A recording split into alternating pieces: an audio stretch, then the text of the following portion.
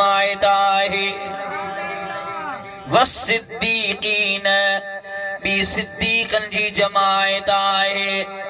उहे जेके सच्चार बाना रब करीम जी ज़ात बबरकात जाहिर जिन जे आडो जिंदगी में कने बे अजाई सजाई गाल कान हुंदी आहे जिन जो सरदार सोनू अबू बकर सिद्दीक आहे जो सुभान अल्लाह वा सिद्दीकन जी जमायत उन्हनि जे मथा रब करीम नेमतूं कयूं आहिनि वशुहदाए टे नंबर ते जमायत शहीदन जी जमायत आहे जेके शहीद आहिनि दीन जी सरबुलंदी जे लाइ जेके तलवारूं खणी करे मैदानन में लथा आहिनि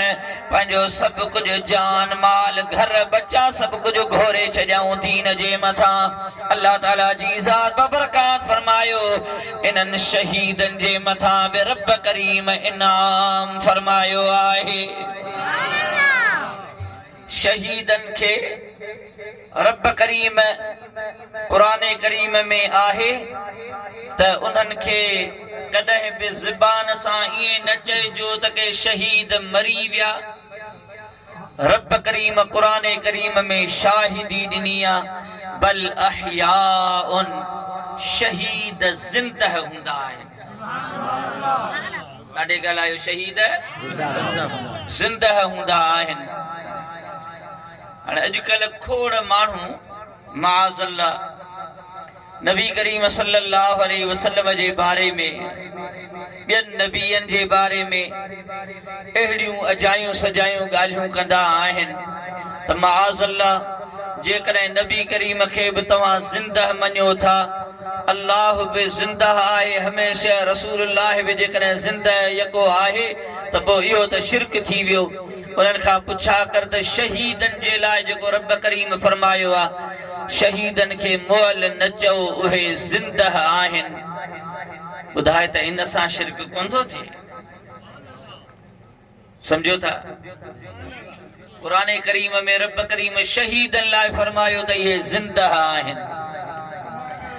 ॿी जाइ ते त रब करीम फरमायो ज़बान सां त न चओ त के इहे मरी विया पर ज़हन में कॾहिं सोच जो भी न त को शहीद मरी वियो आहे बल अहयाउन इंद रब्बिहिम युरज़क़ून रब करीम फरमायो बल्कि उहे ज़िंदह आहिनि ऐं उन्हनि जे रब वटि उन्हनि खे रिज़्क़ बि मिलंदो आहे चओ सुभान अल्लाह हाणे अंदाज़ो लॻायो शहीद खे जेकॾहिं इहा इज़त मिली त मुस्तफ़ा जे दर तां मिली शहीद सां या मेहरबानी कंहिंजे सदके में थी कि दीन कंहिं आंदो रसूलुल्लाह सल्लल्लाहु अलैहि वसल्लम आंदो उन ये मुस्तफ़ा करीम जे आंदल दीन जी हिफ़ाज़त जे लाइ जेकॾहिं शहीद खे एॾो मक़ाम ऐं मर्तबो मिलियो आहे त ॿुधायो त जंहिं मुस्तफ़ा करीम इहो दीन आंदो उन जी अज़मत जी कहिड़ी ॻाल्हि कजे ज़ोर सां जो सुभान अल्लाह तॾहिं असांजो अक़ीदो ऐं ईमान इहो आहे त मुस्तफ़ा करीम मज़ार में ज़िंदह चओ सुभान अल्लाह तॾहिं हज़रत शाह अहमद रज़ा ख़ान अलैहि रहमा फरमायो तू ज़िंदा है वल्लाह तू ज़िंदा है वल्लाह तू ज़िंदा है वल्लाह तू ज़िंदा है वल्लाह मेरे चश्मे आलम से छुप जाने वाला